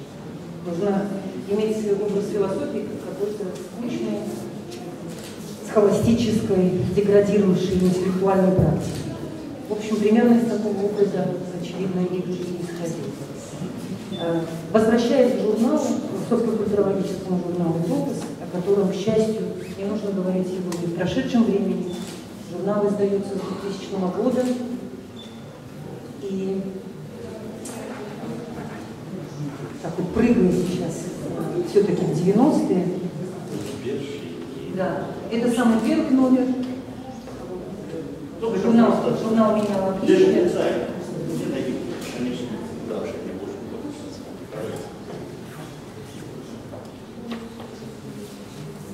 Ну так вот, возвращаясь к созданию этого журнала. Журнал появлялся как раз из ситуации такого интеллектуального разлома, о котором мы все имеем очень хорошее представление, особенно люди определенного поколения, разлома, связанного с концом торжества, господства советской идеологии в сфере высшего образования, конечно, в гуманитаристике и в первую очередь в философии. И в этом смысле это основание этого журнала, это, конечно же, поколенческий проект. Этот журнал основывала группа философов, которые принадлежат совершенно определенному поколению. Это люди, которые заканчивали философско-экономический факультет Русского государственного университета, в этом смысле источник, да, институциональный источник, то, откуда выходил этот журнал, исторически, это в первую очередь ГГУ, потому что, как я уже сказала, группа, философы, создававшие этот журнал, выпускники философско-экономического факультета. Это то поколение, которое с одной ногой, если говорить об образовании, которое мы получали, находилось все еще вот в тени давления советской идеологии, то, как нас учили и почему нас учили, безусловно, накладывала свой отпечаток и задавала вот тот самый темный, да, фон, ту точку, от которой мы потом хотели отталкиваться и уходить, и преодолевать. И одновременно другой ногой, или уже, если говорить о том, куда мы смотрели, благо и преподаватели, соответствующие в университете, это ориентир на какой-то совершенно новый тип знания, новые методологии, новые формы, новые способы, новые возможности развития философского языка и философской культуры.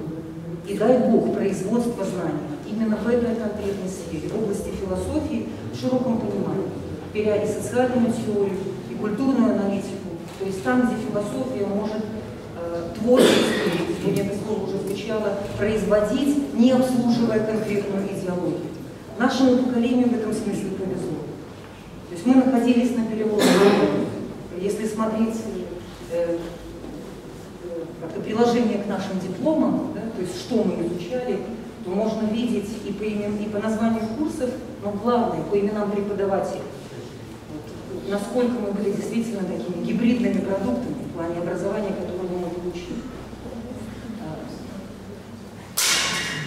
Исторически первый номер журнала выходил в 2000 году, но журнал — это такой проект и такая инициатива, которая никогда не появляется на пустом месте. Журнал создает сообщество, безусловно, но он и возникает из сообщества. И в этом смысле журнал начинался все-таки в 90-х. Мы 5 лет шли к этому журналу. И сейчас я объясню, что я имею в виду. С 95-го года каждый год в Минске проводились международные конференции, связанные, задачей которых было как раз освоение ключевых фигур в истории европейской мысли, ну и прежде всего в современной европейской философии. Современность, понимая, как плюс-минус век, 19-20 век. Начинали мы с Киркегора, это первая книжка, семинар, который мы провели в 95-м году. Киркегор и современность. К слову, за себя и за того парня. К истории вопроса, это будет не безинтересно. Это первая книжка, которую произвел на свет ныне известный издатель Игорь Лопин. Так вот, с 95-го года регулярно проводились дискуссии, семинары и конференции, которые по своему духу, фокусу и вообще стилю обсуждения, представления материалов, конечно же, радикально отличались от того, что мы преимущественно получили в качестве багажа, такого философского, систематического багажа в БГУ. Преимущественно, я подчеркиваю, не исключительно, но преимущественно. Это были встречи, дискуссии, одновременно ряд изданий. Не буду сейчас все показывать. И вот 5 лет мы шли к тому, чтобы в 2000 году небольшой группой коллег основать журнал. Очень важно, конечно, я обязательно хотела бы озвучить несколько фамилий. На момент создания этого журнала вот эти бывшие выпускники БГУ, большинство из них уже были молодыми кандидатами. И что важно, на момент основания журнала члены редколлегии работали в разных вузах. В БГУ, в РИВШе и в ЕГРУ. Вот такая была топография нашей институциональной принадлежности. И в редакционной коллегии, если называть имена, которые действительно надолго вошли в состав редколлегии, я в первую очередь хочу назвать своих коллег Ольгу Шпарагову, Андрея Горных и Альмиру Усманову. То есть это вот действительно такое ядро, да, редколлегии нашего журнала. Потом, через несколько лет, в научный совет журнала еще вошел Владимир Фуц. Он с того момента, как он подключился к преподавательскому составу в Европейском гуманитарном университете. Но надо сказать, что статья Владимира Фурса была опубликована в первом номере этого журнала. Здесь мы опубликовали статью Володи «Эпистемологические аппликации постмодерного состояния». Я специально обращаю на это внимание, поскольку в контексте открытия недели белорусского мышления, конечно, упоминание этого имени совершенно необходимо в качестве особо значимого. По поводу названия, топос. Очень простая метафора. Топос в смысле места, форума для открытых дискуссий. Открытых философских дискуссий. И у этих дискуссий был очень определенный концептуальный методологический прицел. Если проследить историю нашего журнала, вы увидите, что там есть свое методологическое ядро, своя традиция. В журнале изначально были представлены ключевые методологии, на тот момент уже очень хорошо развитые в европейской философской традиции. И наша задача на переломе эпох, как мы себе тогда понимали, и наша страсть философская, заключалась тогда в том, чтобы осваивать новые философские методологии, новые философские дискурсы, осваивать и развивать их здесь. То есть в Беларуси, в белорусских образовательных и исследовательских институциях, на соответствующих площадках развивать вот такой концептуальный аппарат и теории, интерпретации, которые позволили бы вывести философию вот из этого идеологического гетто. Вот таково было первоначальный импульс, миссия, задача, которая нас, конечно, надолго и всерьез зажгла, что называется. Так вот, 3 ключевые методологии действительно находятся составляют ядро этого журнала. С одной стороны, это феноменологическая и герменевтическая традиция, с другой стороны, это социально-критическая теория, и третье – это культурные и визуальные исследования. Чем я хочу завершить? Вот журнал выходил из 5 лет какой-то предварительной наработки.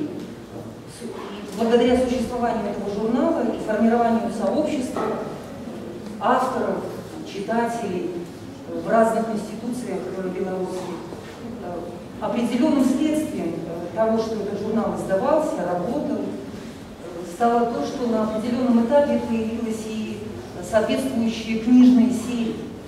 То есть вот эти 3 методологии, которые я представила, они впоследствии вывелись из соответствующие книжные серии, которые тоже существуют до сих пор. 2 существуют, одна в связи со смертью Владимира Куса, к сожалению, пока прекратилась. Может быть, она как-то продолжит свое существование, может быть, кто-то подхватит. Одна книжная серия называется «Кондиция хумана», вот перевод Киркегора, который Валентин любезно представил, вышел как раз в этой серии «Кондиция хумана». Другая книжная серия, Володя Фурс назвал элементы практической философии. Там вышло 2 тома, к сожалению, на этом серия прервалась. И 3-я книжная серия посвящена как раз визуальным исследованиям. То есть на сегодняшний день существование журнала, в том числе, вот, дало и такой вот прирост. Да? То сообщество, которое вокруг этого журнала сложилось и как-то формируется, я надеюсь, распространяется, оно имеет уже и свой такой более широкий горизонт. Спасибо.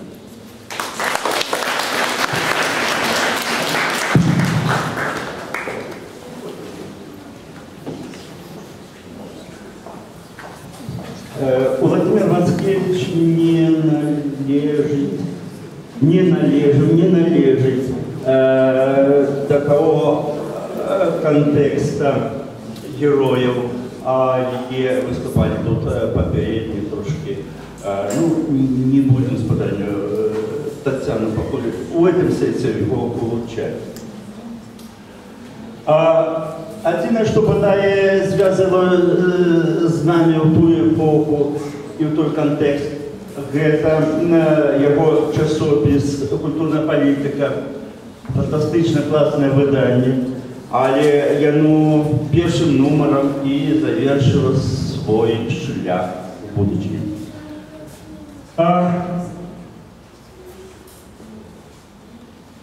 Значно позднее роль Владимира Мацкевича была уже ярко выражена в самых разных проектах, у яких уже и я удельничал разом и полемизовали, и сепарували, и все інше.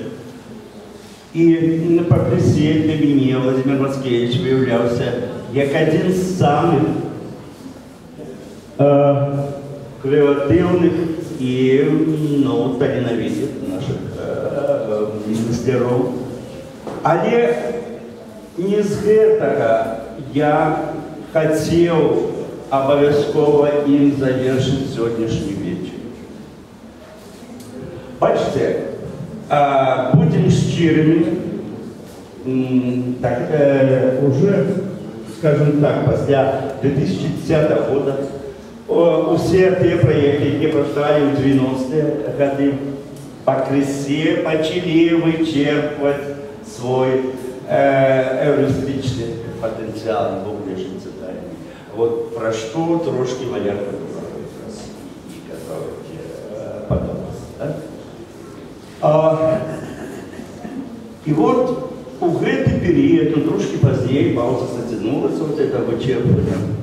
Владимир Мацкевич, не думаючи, конечно, ратовать не уявляется, а вот то, что ранее было, створая институцию ну, можно, так сказать, с поколением уже інше мислення. То есть зовсім інше. То, что робить летучий университет, это совсем не подобно ни на то, что робил Дубовец в нашей Ниве, ни что Игорь Бабков с фрагментами, ни что Валерка Булгаков с архе. Это инше. Уже. Вот той інтелектуальний напал, той інтелектуальний шаг, який присутничав там на початку 90-х, в середині і Гоголя всі 90-ті, мені здається, присутничає і в осередку летучого університету, і в тих проєктах, які навіть зараз модернізують, модифікують, зміняють. І тому для мене немає нічого дивного у тим, що гэтую геніальну шизофренічну ідею года білоруського мислення і якого кожного тижня придумали і реалізували, ці реалізовували менавіта в летучому університеті. И я рад, что мы, ну, не то, что помогаем, потому что мы, как партнеры, полновартостно, но все-таки давайте оценим, и что это их эвристика. Господа Владимир, можно вас?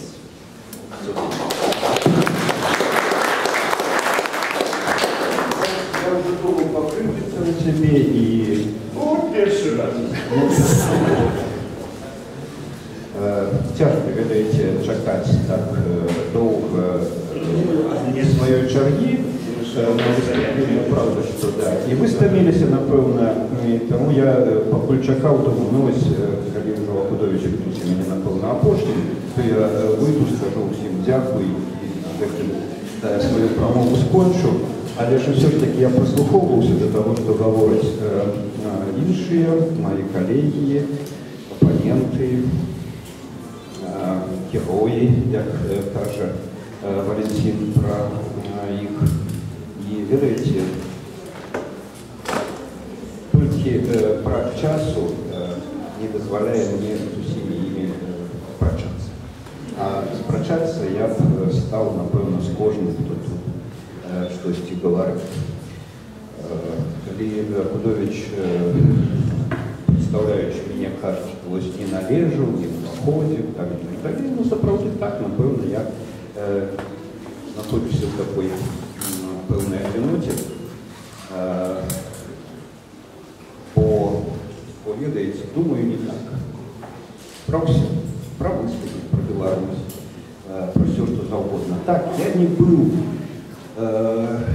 у часы героичного повстания белорусского мысления тут в Беларуси, в Минску, было мать миграции, напевно, можно так лечить, 20 год отсутничал в Беларуси, и последние годы перед развалом Союза и вертанием на родину, я хутчэй, напевно, зауважил бы у Минским интеллектуальном поле, ну, кого-то кшталту Льва Владимировича Кривицкого, а не шмат кого з тих, кого тут представляли,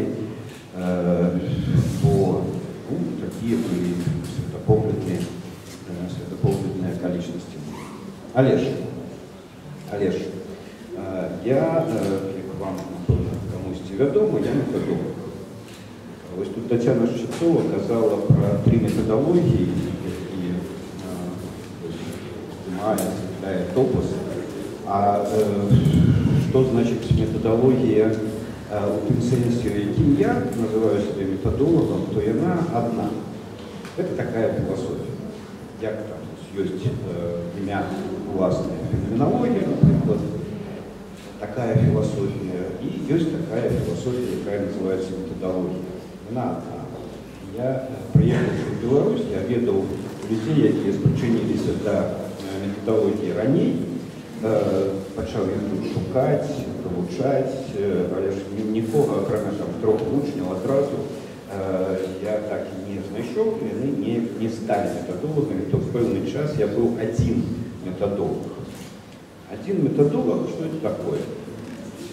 Методолог – это той, кто лечит мысление, амаль что Богом. То Бог не просто Богом, як там неким идолом іншим, да? А Бог и мысление у тым служении, якое себе являются методологами, это одно и то же. И это первая, так скажем, каштовность з двух, на яких повстає вся моя програмная деятельность в Беларуси. А другая каштовность – это сама Беларусь. Тому ось той принцип, який сформуляваний був мною, і тут ён гучав некалькі разоў, думать Беларусь, это самая лапидарная, самая короткая форма выражения той программы, якой я кіруюся на працягу ўжо 23 гадоў, вярнуўшыся на радзіму. Мыслить глобально, а дейничать локально. А для меня мысление Бог, это значит все. Все, что есть. Все, что есть у свете, все, что есть у меня. И тому оторвать деяние от мысления практически немагчимо. В этом смысле думать глобально, мыслить глобально. Треба и саму Беларусь. Мыслить не по-местечковому, не самотуком, а насамрэч. Тому я заўсёды спрачаюся з амаль усімі мыслярамі, калегамі, якія і тут выступалі, якіх ужо няма сярод нас. Ну, напрыклад, аднойчы Николай Игнатьевич Круковский у размове мне кажа, што мае карані філосафаў беларускай вёсцы мне ж як падкінула, не могуць быць карані філосафаў у вёсцы. Карані філосафа у Афінах, у Сократа, імна софістаў, калі шукаць невядомыя карані, невядомыя, якія просто не прысутнічаюць у гісторыі племён. Філасофія – гэта сусветная рэч. Сусветная рэч, якая павінна прысутнічаць, сапрысутнічаць па ўсім, дзе ідзе развіццё, дзе жыццё героя. І калі у Беларусі не было мыслення, мы б не былі беларусамі. Вяртаючыся на радзіму з Расіі, я пачаў таксама спрэчку, такую завочную трохи спрэчку з Солженіцынам, які ў той час напісаў артыкул «Як нам устроить Россию».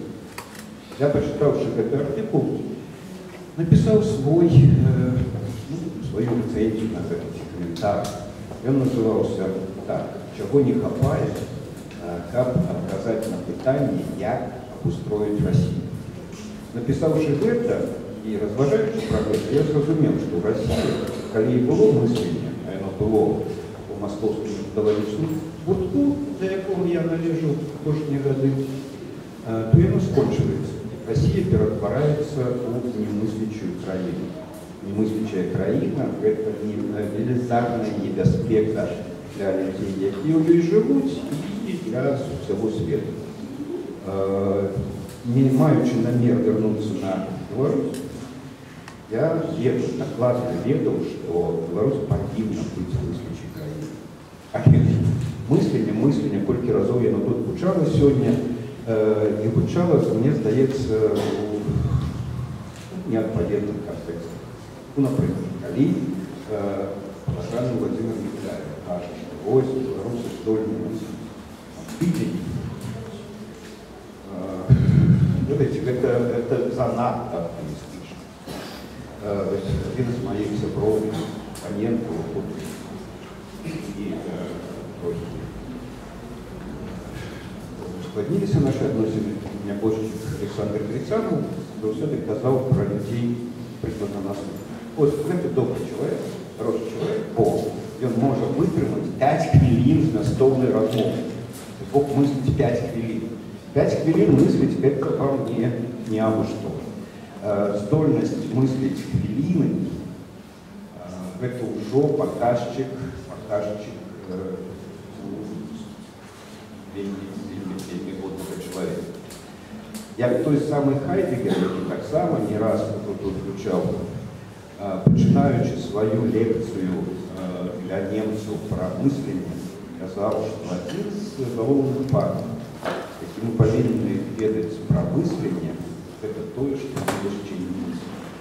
Гэта было сказана у Нямецчыне, у Германії, якая мела і мае рэпутацыю, напэўна, самай філасофскай нацыі. Калі гаворыць гэта пра немцаў, то нам трэба гэта пытанне ставіць для сябе вельмі прынцыпова. Ці мыслім і ці здольны мы да такой працы, каб памысліць глобальна, такую невялічкую на глобусе краіну, як Беларусь, і памысліць яе самым сучасным чынам.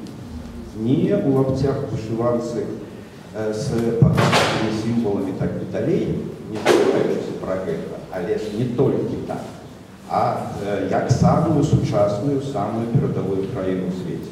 Я скажу, што нам яшчэ да гэтага далёка і далёка.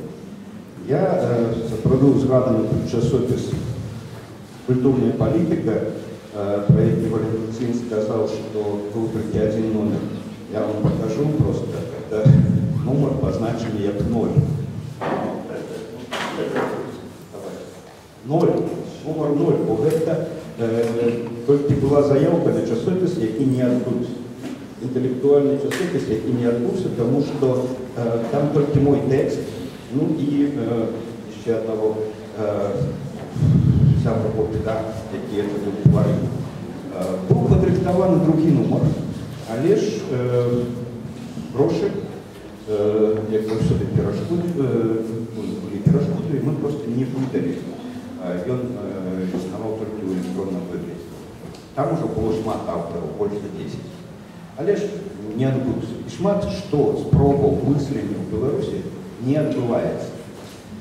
Не адбываецца тому, што мы не мыслім, не думаем пра мысль. То есть, мне спадабаўся гэты лозунг мой «Думаць Беларусь», але ж спадабаўся па гучанню і, скажем так, по незвычайной грамматике. Я тут была недавно спречка, кажется мне в интернете, что Когито Альбрутеника, Рутения — это недоречный выраз на латыни, хоть литеральная калька с «Думать Беларусь». Але ж «Думать Беларусь» спадабалася шмат каму і адразу там пачало гуляць, напэўна, уже не кожны там ведаў, откуда это пайшло. А ці мысліць Беларусь, мысліць, ці яна заангажавана ў мысленні. Калі мы пачынаем штосьці рабіць, не ведаю, ад гарадкоў да выбараў, да палітычнай сістэмы, хоць там адукацыя, ці там, не ведаю, заводы і так далей. Ці мыслім мы гэта, як Беларусь, па-беларуску, і наколькі мы разумеем, што это такое. І ведаеце, тое, што ў нас атрымоўваецца, показвае, што гэта ўсё недастаткова. Мы можам ганарыцца колькасцю тых кніжак, якія тут стаяць. Я, прыехаўшы у Беларусь в 93-м годзе, пачаў шукаць грунтоўную кніжку пра сучасную Беларусь. Можа, я не добра шукаў, не знайшоў, і таму напісаў сваю. Беларусь на суперах відавочнасці. По потым я адсочваў кожную кніжку, якая выходзіла пра сучасную Беларусь. Я ўсе іх чытаў. Праз пэўны час апынулася так, што кніжак стала выходзіць так шмат, што я ўжо не паспяваў іх чытаць. Ну і потым яшчэ прыйшоў час, калі я сказаў, все, што выходзіць, больше не варта чытаць. Трэба адбіраць ўжо чытаць. І калі б я складаў антологію беларускага мыслення ці выставу беларускага мыслення, то моя выстава, аўтарская выстава, была б значна больш кароткая. Хоць і тут, в этой больш шырокай выставе, да якой стварэння залучыліся вельмі паважаныя шановныя мною Худовіч, Бяліцкая, яшчэ шмат хто прыносіў свае кніжкі, свае прапановы рабіў. Тым не менш, тут ёсць кніжкі, якімі можа ганарыцца самая інтэлектуальная, калі можна такі рэйтынг пабудаваць нацыю, могла б ганарыцца. Але ж іх трэба адшукаць. Іх трэба адшукаць, і іх трэба ведаць. Мы, на жаль, сёння пакуль не даспелі да жорсткіх, прынцыповых рэйтынгаў ганальнасці ў мыслі. Калі мусвяры аналізуюць, чаму старажытная Греція поцягнула за сабой увесь свет, усе мы тым іншым выглядзе нашчадкі таго мыслення, таго культурнага перавароту, які адбыўся ў старажытнай Грэцыі, то адбылося гэта ў Грэцыі таму, што там мысленне было як спорт аканальны, оно было спаборным, оно было вельмі жорсткім і прынцыповым у сваіх непрыняцці того, што ёсць непамысленне і того, што не ёсць мысленне. Мы пакуль вельмі лагодныя і вельмі талерантныя да ўсякай лабуды, якая выносіцца ў кніжкі, часопісы, на экраны тэлебачання, не кажучы ўжо пра інтэрнэт. І калі мы застанемся такімі талерантнымі і лагоднымі, то, ведаеце, мы забрудзім нашу інтэлектуальную прастору.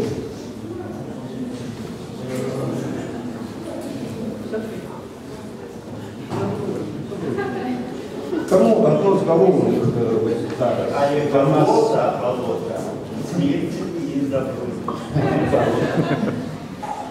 Таму не толькі ствараць, але і чысціць. Вось сёння адна з галоўных задачаў у нас.